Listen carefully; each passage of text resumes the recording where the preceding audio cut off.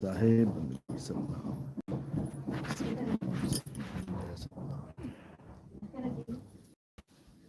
सतनाम साहिब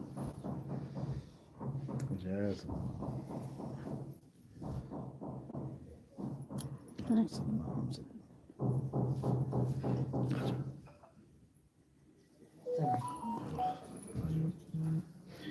जय सतनाम जय सतनाम जय सतनाम जय सतनाम। बैठ जाओ।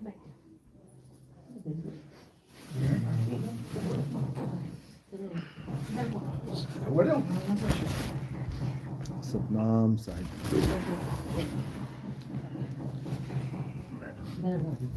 सतनाम सतनाम। बैठ जाओ, आप भी यहीं बैठ जाओ। अच्छा इधर बैठो, कोई बैठने देता तो मुड़ा इन्होंने ये मुड़ा या कुछ दे दो।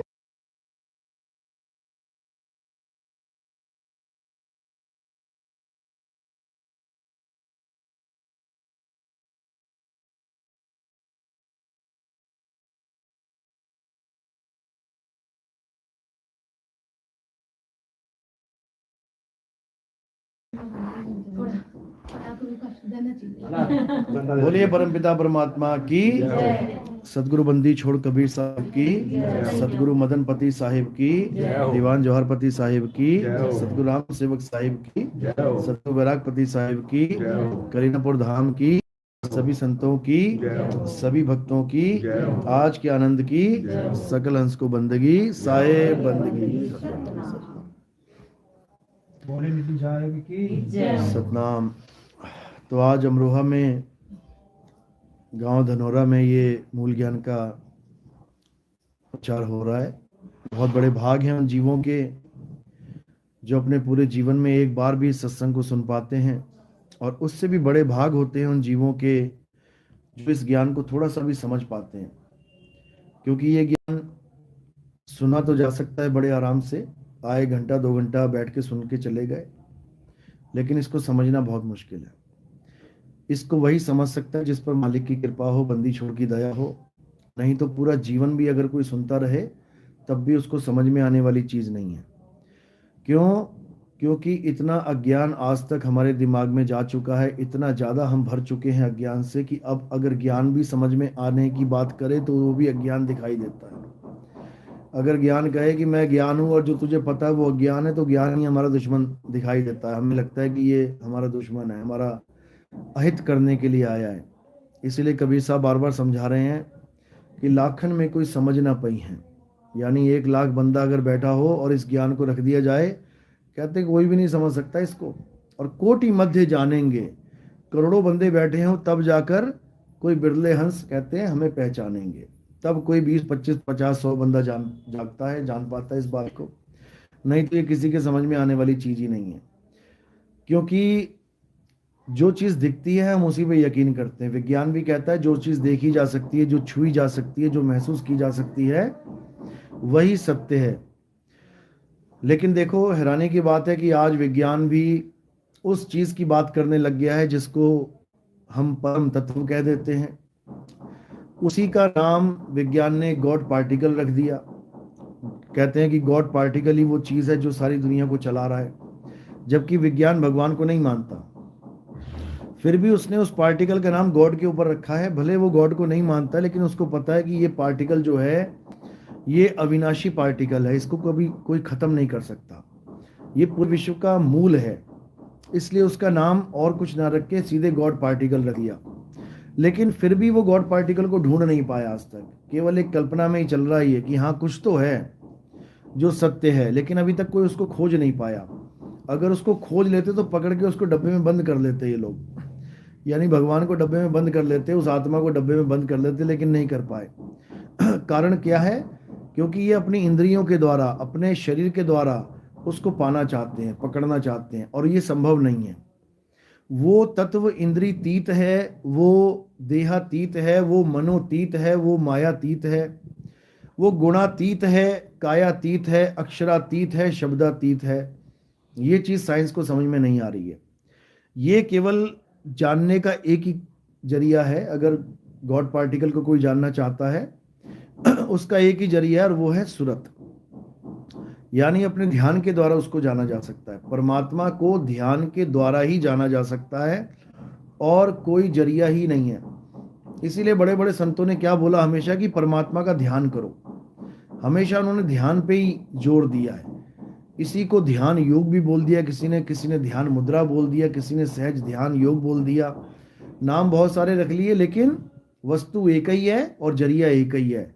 उसको पाने का जरिया एक ही है, दो नहीं है।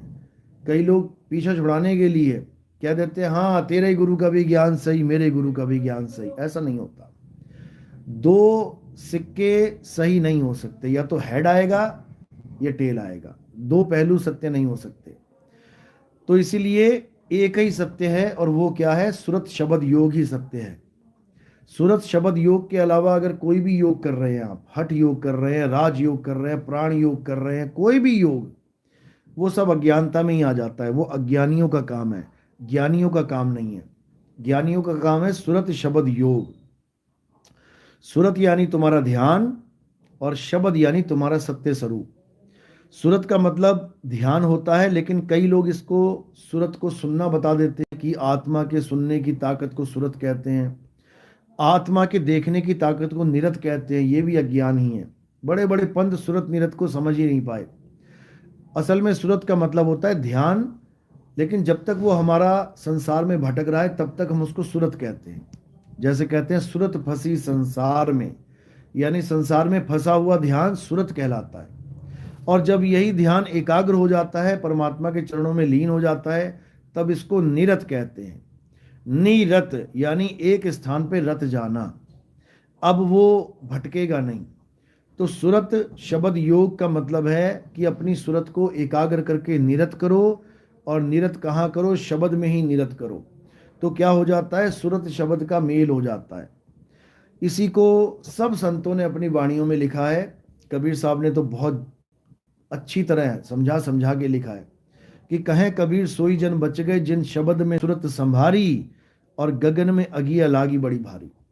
यानी पूरे संसार में, पूरे ब्रह्मांड में आग लगी हुई है और कोई बचने वाला नहीं है। कोई सोचे कि मैं बच जाऊंगा, नहीं बच सकता। हर इंसान की मृत्यु तय है, हर इंसान की मौत तय है। और जो मौत से भाग रहा है, बचने की कोशिश कर रहा है, यानी जो उसको पीछे छोड़ रहा है, जैसे एग्जाम आने वाले हैं आपके, 3-4 महीना बचा है, और अगर वो बच्चा उस एग्जाम को अनदेखा कर रहा है कि आएगी देखी जाएगी, आएगी देखी जाएगी, वो कभी पास होने वाला नहीं है। अच्छा बच्चा वो है जो आने वाले एग्जाम की प्रिपरेशन शुरू कर दे, तैयारी शुरू कर दे। यानी कबीर साहब हमें मौत की तैयारी करने का हमें सलाह देते हैं, मौत की तैयारी करने का हमें उपदेश देते हैं। क्या कहते हैं, मरता मरता जगमुआ मरना जाने ना कोई, और ऐसी मरनी जो मरे बहुर ना मरना होई। कह रहे हैं अगर जैसा मैं बता रहा हूं कैसे मरना है, अगर ये तुमने सीख लिया तो मौत कभी भी आए तुम्हारा कुछ नहीं बिगाड़ सकती।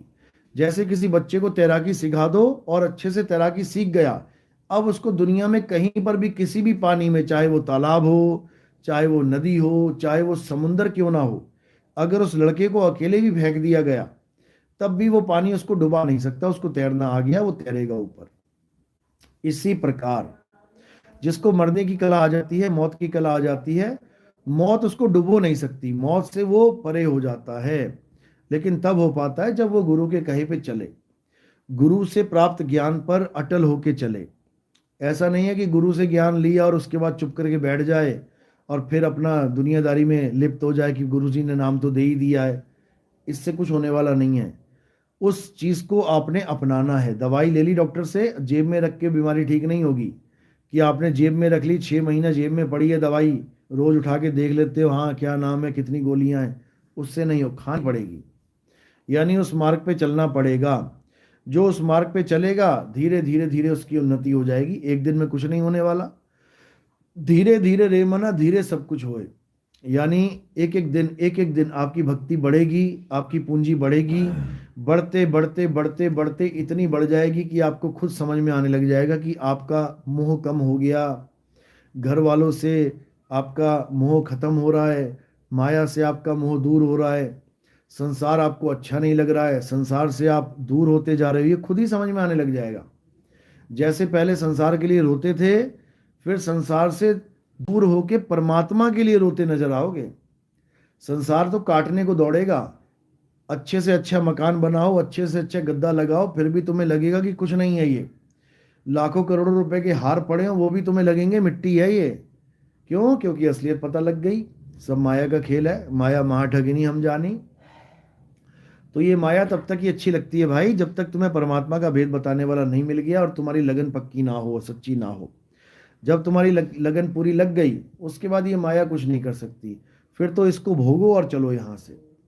जैसे एक बस पकड़ के आप कहीं जा रहे हो, तो बस का भोग भोगा आपने, जहाँ तक बस थी आपने पैसा दिया और उसका सवारी करी, और जब बस से उतर गए तो 1% भी मोह नहीं बचा उस बस का।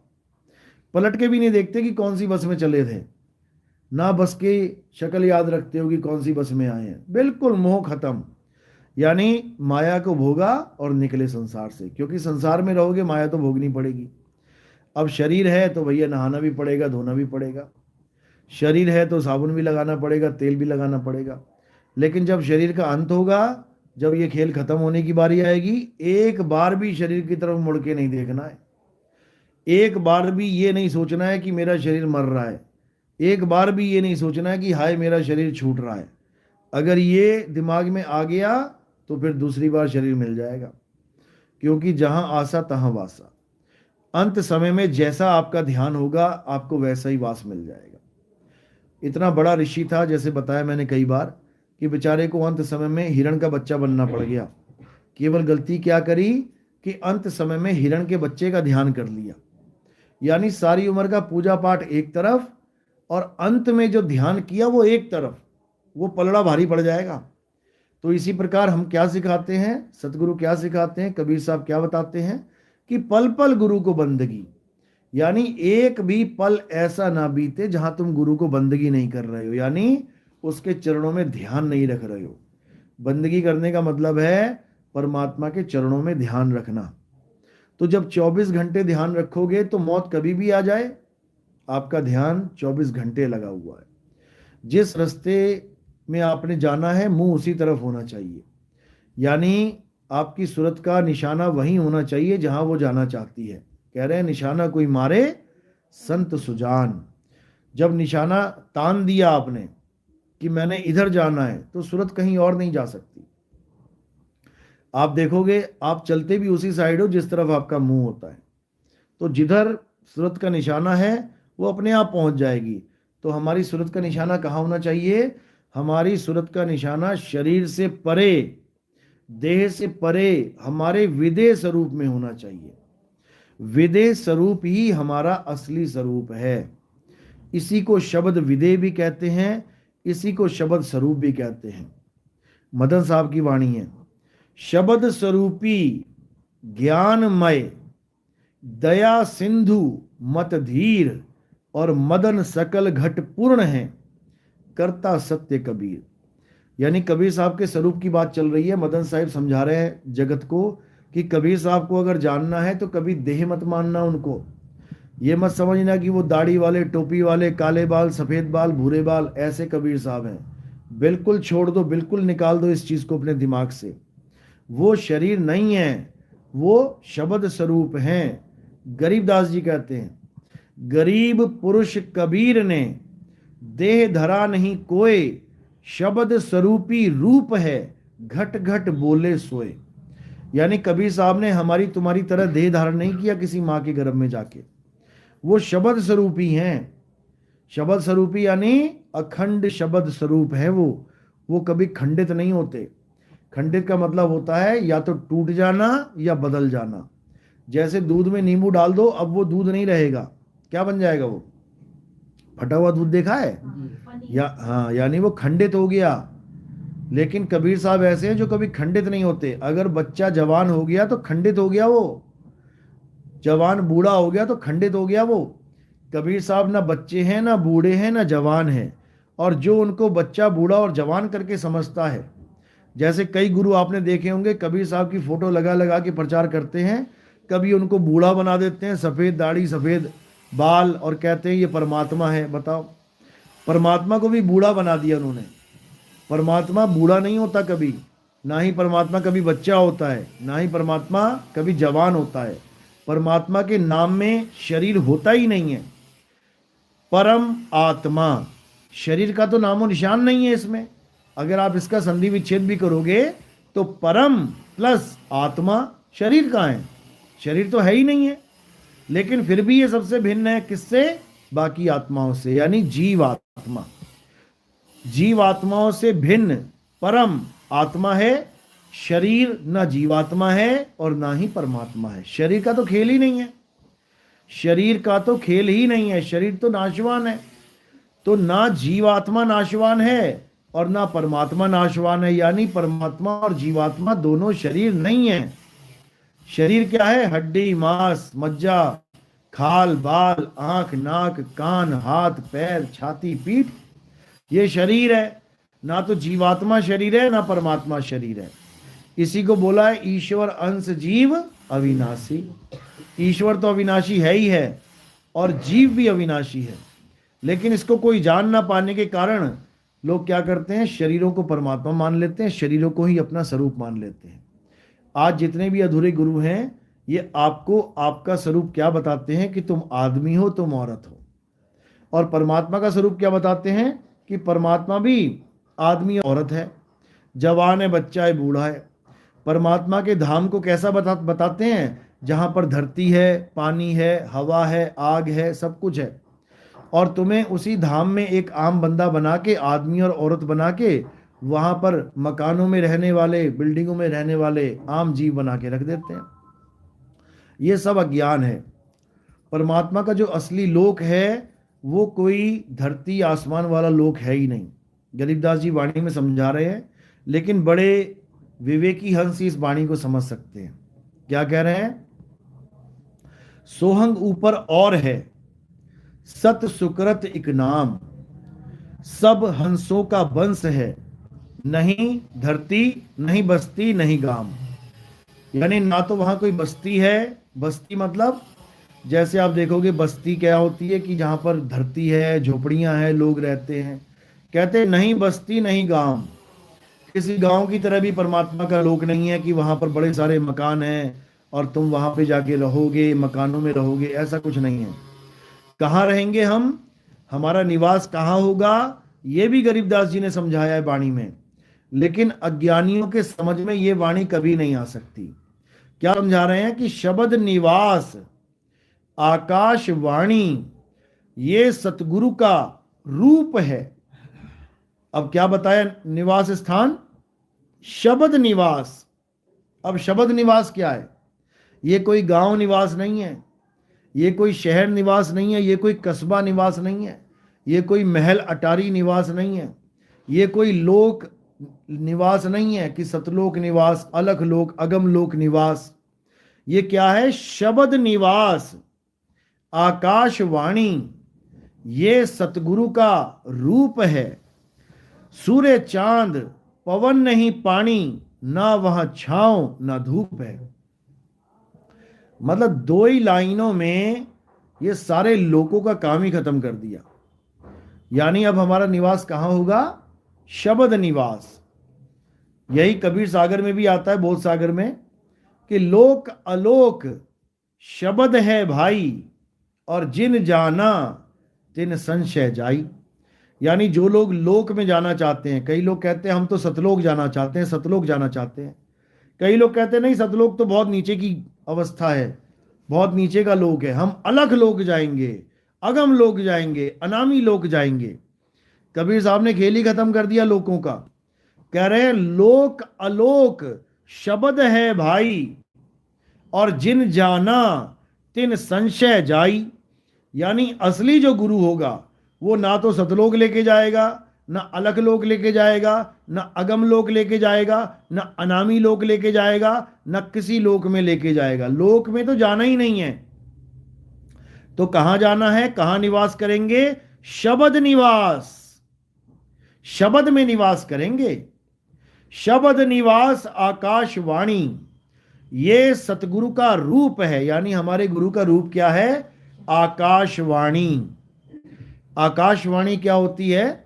आकाशवाणी का सांकेतिक अर्थ होता है अखंड नाद, यानी एक ऐसी आवाज जो आकाश की तरफ से आ रही है। आकाश ये ऊपर वाला आकाश नहीं है कि तुम बादलों की गर्जना समझ लो इसको। ये आकाश वो आकाश है जिसको मीराबाई कहती है कि मेरे पिया की सेज कहाँ लगी है? आकाश में लगी है, गगन मंडल में लगी है। गगन मंडल पे सेज पिया की, मिलना किस विध होए, ऐरी सखी मेरा दर्द न जाने कोई। कह रही है गगन मंडल पे सेज पिया की, यानी बिस्तर कहाँ लगा है मालिक का? गगन मंडल पे। अब आसमान में जाके मत ढूंढने लग जाना बिस्तर कहाँ लगा हुआ है। ये गगन मंडल तब समझ में आता है जब हम किसी गुरु से, भेदी गुरु से हम ये ज्ञान प्राप्त करते हैं कि गगन मंडल है कहाँ। इसी को मुसलमानों में क्या बोला गया कि खुदा कहाँ रहता है? 7वें आसमान पे। अब ये नहीं कि रॉकेट लेके चल पड़े या खुदा को ढूंढने 7 आसमान पार करने। वो 7वां आसमान यही है तुम्हारा, यही मिल जाएगा तुम्हें 7वां आसमान। लेकिन बेचारे मुसलमान सोच रहे हैं कि पता नहीं मरने के बाद जाएंगे 7वें आसमान पे। अरे वो 7वां आसमान यहीं पर है। आदम अलैहिस्सलाम के बाद जो मूसा अलैहिस्सलाम हुए हैं वो अल्लाह से बातें करते थे 7वें आसमान पे चढ़ के, और वो 7वां आसमान यहीं पर है। जब भेदी गुरु मिल जाएगा तो तुम्हारी भी बातें हो जाएंगी। तो इसी को बोला गया है कि अधर द्वीप तहा गगन गुफा में है निज वस्तु सारा। गगन गुफा यानी गगन में एक गुफा है। अब ढूंढने मत चले जाना गगन में गुफा कहाँ पे। पहाड़ों में तो गुफा देखी थी, गगन में कौन सी गुफा है?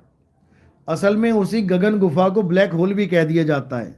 यानी आसमान में एक ब्लैक होल है जहां से पार निकल गए तो कोई वापस नहीं आता। साइंस मानता है इस बात को कि ब्लैक होल में से अगर एक बार निकल गए, कोई अंदर चला गया तो वापस नहीं आता।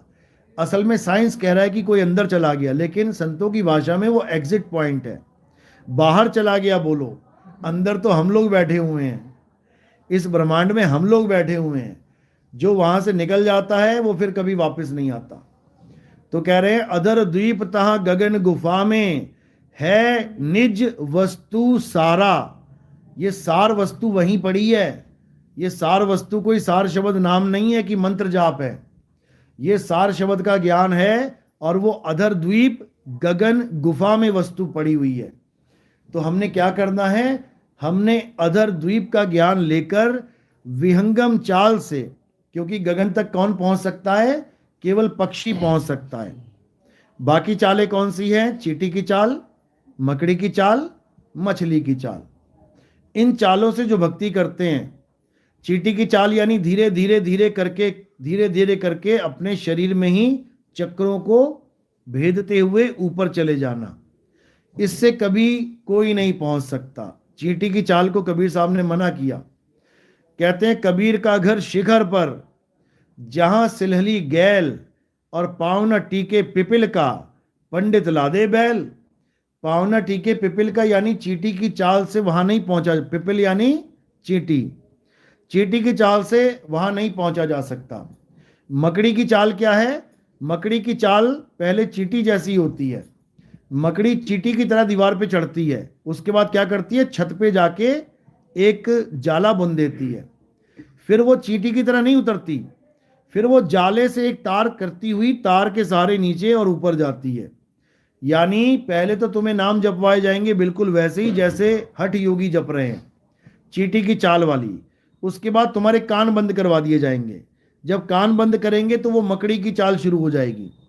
कान बंद करके तुम्हें एक आवाज सुनाई देगी अंदर, जो आगे जाके कई आवाजों में बदल जाती है। 5 धुनें चल पड़ती हैं। फिर तुम्हारी सूरत उन्हीं धुनों को पकड़कर अंदर और बाहर जाएंगी। इसको मकड़ी की चाल कहते हैं। ये भी तुम्हें परमात्मा तक नहीं पहुंचा सकती। इसको भी कबीर साहब ने मना किया है। कहते हैं अनहद बाजा, यानी ये मकड़ी की जो चाल है ये भी सत्य नहीं है। तो कह रहे हैं अनहद बाजा जम का थाना और 5 तत्व करे घमसाना। यानी कानों में उंगलियां डाल के अनहद बाजा सुनने वाले संत ये कभी किसी को पार नहीं कर सकते। 5 रूहानी मंडलों में 5 धुनों के साथ जोड़ने वाले संत कभी किसी को पार नहीं कर सकते। अनहद बाजा जम का थाना, पांचों तत्व करे घमसाना। अनहद बाजा विधि विधि बाजे, और सार शब्द न्यारी धुन गाजे। अनहद बाजा अलग अलग तरह से बजता है। ये आपको क्या बोलेंगे, पहले तुम्हें आकाश में बादलों की गर्जना सुनाई देगी, फिर घंटे की आवाज आ जाएगी, फिर बीणा की आवाज आ जाएगी, बांसुरी की आवाज आ जाएगी, मृदंग की आवाज आ जाएगी।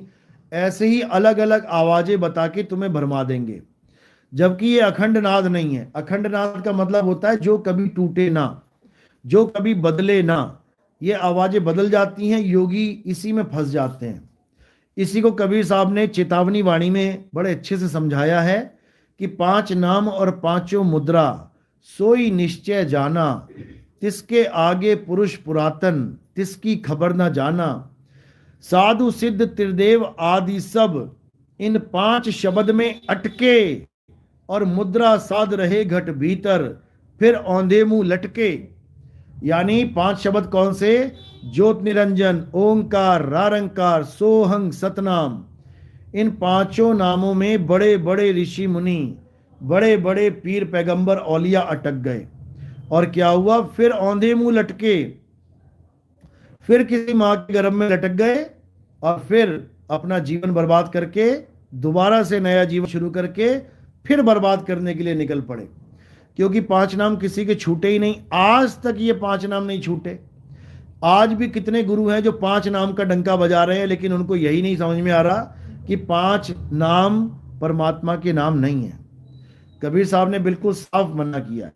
कबीर साहब कह रहे हैं अनहद बाजा विधि विधि बाजे, सार शब्द न्यारी धुन गाजे। जो परमात्मा की आवाज है वो इससे बिल्कुल न्यारी है, वो जन्म मरण से परे है, वो बदलने से टूटने से परे है। तो ये हो गई मकड़ी की चाल। अब मछली की चाल क्या है, मछली की चाल होती है श्वासों की चाल। जो लोग श्वासों के साथ, यानी श्वास अंदर गई सो, श्वास बाहर छोड़ी हंग, जो श्वासों के द्वारा परमात्मा को पाना चाहते हैं, जो श्वासों की साधना करते हैं, इसी को अजपा जाप कहते हैं। जो अजपा जाप करते हैं ये भी कभी परमात्मा को नहीं पा सकते। कारण क्या है, अच्छे से समझना, क्योंकि श्वासा खुद अखंड नहीं है, श्वास खंडित है। 21,600 सांसें रोज आ रही हैं, जा रही हैं, रोज खत्म हो रही हैं। सांसों की कर सिमरनी, कर अजपा का जाप, परतत्व का ध्यान धर, सो हम आपे आप। इस वाणी को सुना सुना के इन श्वासा के पुजारियों ने, इन प्राण योगियों ने क्या भ्रम ला दिया कि कबीर साहब करें श्वासा की कर सिमरनी, यानी श्वासों पे नाम जपो, जबकि ये महा अज्ञानता है। श्वासा की कर सिमरनी का मतलब क्या है समझ लो। सिमरनी होती है लकड़ी की माला, यानी जो लोग लकड़ी की माला पे जल्दी जल्दी नाम जपने के बाद खूंटी पे माला टांग के कहते हैं मैंने अपना फर्ज निभा लिया, मैंने परमात्मा की भक्ति कर ली, उसके लिए बोला गया है कि श्वासा की कर सिमरनी। लकड़ी की माला को सिमरनी छोड़, जो जल्दी जल्दी खत्म हो जा रही है, किसकी सिमरनी बना ले, श्वासा की। यानी जब तक श्वास चल रहे हैं तब तक तुम नाम लो परमात्मा का। इसका मतलब ये नहीं कि श्वासों पे नाम लो। 1 मिनट के लिए अगर तुम पानी में बैठ गए, 1 मिनट तक तुम सांस नहीं ले सकते, फिर तो तुम्हारा 1 मिनट तक नाम ही जाप नहीं होगा। फिर कैसे तुम कह सकते हो कि मेरा नाम अखंड है, खंडित हो जाएगा। तो कह रहे हैं श्वासा की कर सिमरनी, यानी जैसे सांस बिना रुके चल रही है, जागते हुए सोते हुए लगातार, ऐसे ही परमात्मा को याद कर जागते हुए सोते हुए लगातार। श्वासा की कर सिमरनी, कर अजपा का जाप। उन मंत्रों का जाप मत कर जो जपे जा सकते हैं। किसका जाप कर, अजपा का। अजपा का मतलब होता है जो जपा नहीं जा सकता। अब क्या है जो जपा नहीं जा सकता, उसको पकड़। वो क्या है, वो तुम्हारा आत्म स्वरूप है, वो तुम्हारा शुद्ध चैतन्य स्वरूप है, जिसके लिए गीता अध्याय 3 17वें श्लोक में क्या बोला गया, हे अर्जुन, जो अपनी आत्मा में रमण करते हैं, अपनी आत्मा में तृप्त हैं, जो अपनी आत्मा में संतुष्ट हैं, उनके लिए कोई धार्मिक कर्म कर्तव्य लागू ही नहीं होता। यानी तुम्हें और कुछ करने की जरूरत नहीं है, बस तुम्हें अपनी आत्मा में, आत्मा का मतलब ये नहीं, कई लोग कहते हैं देखो जीव आत्मा की बात कर रहा है, बिल्कुल नहीं, जीव आत्मा की बात नहीं चल रही है यहां पे अचल आत्मा की बात चल रही है। क्योंकि दो प्रकार का ज्ञान दिया गया है आत्मा के बारे में। एक तो है चल आत्मा, जो चलती है, जीव आत्मा कहते हैं जिसे, जो दिल्ली से बंबई, बंबई से कलकत्ता, कलकत्ता से मद्रास, अयोध्या से पुणे, पुणे से कहीं और चल रही है, तो ये है चल आत्मा, इसको जीवात्मा कहते हैं। और एक है अचल आत्मा। अचल आत्मा को अध्याय 2 24वां श्लोक जब आप गीता का पढ़ोगे तो उसमें क्या बताया गया है कि हे अर्जुन, आत्मा अचल है, अखंड है, सदा स्थिर रहने वाली है। उसी आत्मा को सत्य सनातन कहा गया है। तो हमने क्या करना है, उसी अचल आत्मा पे अपना ध्यान स्थिर करना है। यानी जीव क्या करेगा, जीव उस अचल आत्मा को प्राप्त करने की कोशिश करेगा, और जैसे ही वो अचल आत्मा को प्राप्त करेगा वो उसी का रूप हो जाएगा, उसमें कोई भेद नहीं रहेगा। जिसको गरीबदास जी महाराज ने कहा, कोटि तो ब्रह्मा भय और कोटि भय ईश, साहिब तेरी बंदगी से जीव होए जगदीश। यानी जब ये काया तुम्हारी छूटेगी तब तुम क्या हो जाओगे, तुम सदा सदा के लिए उस जगदीश में रम जाओगे और तुम्हारा कल्याण हो जाएगा। अब तुम्हें काल नहीं पकड़ सकता। क्यों? क्योंकि तुम शब्द में समा गए, तुम अपने सत्य स्वरूप में समा गए, तुम अपने सनातन स्वरूप में समा गए। अब काल तुम्हें नहीं खा सकता। इसी के लिए कबीर साहब ने बोला था कि सुरत समाये शब्द में और वाको काल ना खाए। और जो अपने सत्य स्वरूप, शब्द स्वरूप में नहीं समा पाया, कहते हैं उसको ये काल 84 में अलग ठोकेगा और खाएगा अलग। तो इसलिए अब क्या करना है, अब अपने शब्द स्वरूप को जानना है। कबीर साहब बीजक में समझा रहे हैं, शब्द हमारा तू शब्द का, सुन मत जा सरक, और जो चाहे निज रूप को तो शब्द ही ले परख। यानी शब्द हमारा तू शब्द का, कि हे जीव शब्द हमारा, यानी मेरा स्वरूप शब्द है, और तू शब्द का, तू भी शब्द ही स्वरूप है लेकिन जीव बना बैठा है। शब्द हमारा तू शब्द का, सुन मत जा सरक, और जो चाहे निज रूप को तो शब्द ही ले परख। यानी अगर अपने सत्य स्वरूप को जानना चाहता है तो गुरु के द्वारा दिया हुआ शब्द उसको परख ले। कहीं गुरु ने नकली शब्द तो नहीं दे दिया, कहीं तुझे 52 अक्षर तो नहीं पकड़ा दिए, कहीं तुझे जपने वाला नाम तो नहीं दे दिया कि सारी उम्र राम राम राधे राधे कर रहा है, सारी उम्र ओम नमः शिवाय अल्लाहू अकबर कर रहा है, सारी उम्र वाहिगुरु वाहिगुरु हालेलुया हालेलुया कर रहा है, सारी उम्र ओम सोम कलियम हलियम फलियम पता नहीं क्या क्या कर रहा है। छोड़ इसको छोड़ और अपने स्वरूप को जान, अपने स्वरूप को पहचान। इसलिए साहिब ने बोला, गुरुआ तो घर घर फिरे और कौड़ी केर 50, अपने रूप की खबर नहीं शिष्य करण की आस। यानी अपने स्वरूप की तो खबर नहीं है गुरु को, और शिष्य करने की आस लगा के बैठा है कि सारे मेरे चेले बन जाए। अरे सारे चेले तेरे बन भी जाएंगे तब भी तुझे अजगर का ही जन्म मिलने वाला है अगले जन्म में, क्योंकि झूठा गुरु अजगर बना और 184 जाए, सारी संगत चींटी बनी तोड़ तोड़ के खाए। यानी जिस गुरु को अपना स्वरूप प्राप्त नहीं होता वो अपने चेले को भी उसका स्वरूप नहीं दे सकता, वो मंत्र जंत्र पकड़ा के उसका जन्म बर्बाद कर देगा। इसीलिए साहिब ने कहा, तंत्र मंत्र सब झूठ है, इनमें ना भर में कोई, और सार शब्द जाने बिना कागा हंस ना होए। यानी अब तंत्र मंत्र जंत्र, ये पूजा पाठ हवन यज्ञ सब त्याग दो, सब छोड़ दो, ये श्वासों का अजपा जाप छोड़ दो, ये मंत्र उच्चारण छोड़ दो, ये चक्रों की साधना छोड़ दो, ये अष्टांग योग छोड़ दो, और क्या करो, सहज योग। यानी अब अपनी आत्मा को जानो, और जिसने अपनी आत्मा को जान लिया समझो उसने परमात्मा को जान लिया। इसीलिए कहते हैं आत्मा सो परमात्मा। तो तीनों चालें समझ में आ गई, चींटी की चाल, मकड़ी की चाल, मछली की चाल। अब बची विहंगम चाल। इसी चाल के द्वारा हम सबकी मुक्ति होगी। कबीर साहब वाणी में समझा रहे हैं, क्या कह रहे हैं? शब्द विहंगम चाल हमारी, कहें कबीर सतगुरुदई ताड़ी, खुले कपाट शब्द झनकारी, पिंड अंड के पार सो देश हमारा है, कर नैनो दीदार महल में प्यारा है। इसी को गरीबदास जी समझा रहे हैं कि सतगुरु के लक्षण कहूं, अचल विहंगम चाल, हम अमरापुर ले गए, ज्ञान शब्द सरघाल। यानी सतगुरु वो होता है जो विहंगम चाल के द्वारा मुक्ति प्रदान करवा दे, इन बाकी की नकली चालों में ना उलझाए। इसीलिए विहंगम चाल ही सर्वश्रेष्ठ चाल है। विहंगम चाल में ना तो कोई रूहानी मंडल आता है कि कोई कहे 5 रूहानी मंडल के 5 धनी है, ये ओंकार, रारंकार, सोहंग, निरंजन, ये सब अज्ञान है, त्याग दो। इनमें 5 धुनें भी नहीं आती हैं। विहंगम चाल में कोई 5 धुनें नहीं आती हैं, इसको भी त्याग दो। विहंगम चाल में कोई प्रकाश, अंधकार, कोई ज्योति, ऐसा कुछ नहीं आता है, इसको भी त्याग दो, ये सब झूठ है।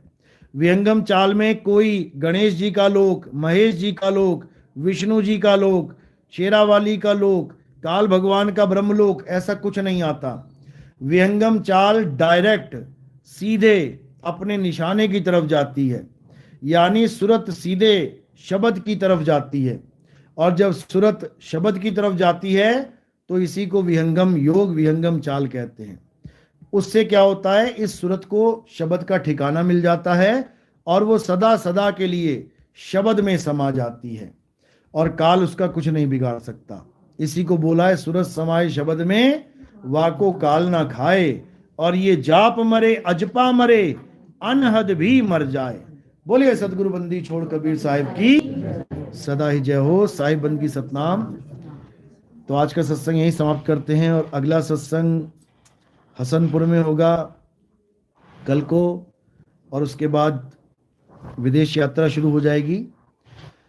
अलग अलग देशों में परमात्मा के जीवों को ये ज्ञान समझाया जा रहा है और बहुत खुशी की बात है कि अब अंग्रेजों ने भी बहुत अच्छे से ये ज्ञान समझना शुरू कर दिया है और बहुत से जो योग पीठ हैं, क्योंकि अंग्रेज बहुत ही ज़्यादा मात्रा में योगाचार्यों से जुड़े होते हैं। हमारा ऋषिकेश, हमारा हरिद्वार भरा पड़ा है अंग्रेजों से। ये अंग्रेज वहाँ जाके योगा सीखते हैं, आचार्यों से मिलते हैं और अष्टांग योग सिद्ध भी होते हैं। लेकिन अब उनको अष्टांग योग से भी आगे का ज्ञान, आत्मज्ञान की समझ पड़ रही है और धीरे धीरे जागृति आ रही है। और आगे का ज्ञान समझने के लिए अब बहुत से अंग्रेज अब निमंत्रण भी दे रहे हैं हमें विदेश में जाने का। तो अब अच्छे से समझाया जाएगा सबको और पूरे विश्व में इस मूल ज्ञान का झंडा, जो मैंने बताया कि ये फहर के ही रहेगा, इसको फहराने का समय आ चुका है। अब हर देश में मूल ज्ञान का झंडा होगा, वो समय आ चुका है और बहुत ही जल्दी आपको देखने को मिलेगा कि पूरे विश्व में जो आज अशांति फैली हुई है, धर्म के नाम पे झगड़े, धर्म के नाम पे बमबारी चल रही है, ये सब धीरे धीरे धीरे अपने आप सही हो जाएगी। जब सत्य को लोग जानेंगे तो सारे भ्रम दूर हो जाएंगे, सारी नफरत खत्म हो जाएगी, एक दूसरे को आत्मा मानेंगे, एक दूसरे को आत्मा जानेंगे और आत्म प्रेम में भर जाएंगे। तो आज का सत्संग यहीं समाप्त करते हैं। अगले लाइव तक साहिब बंदगी सतनाम। जय बंदी छोड़ो, जय सतनाम।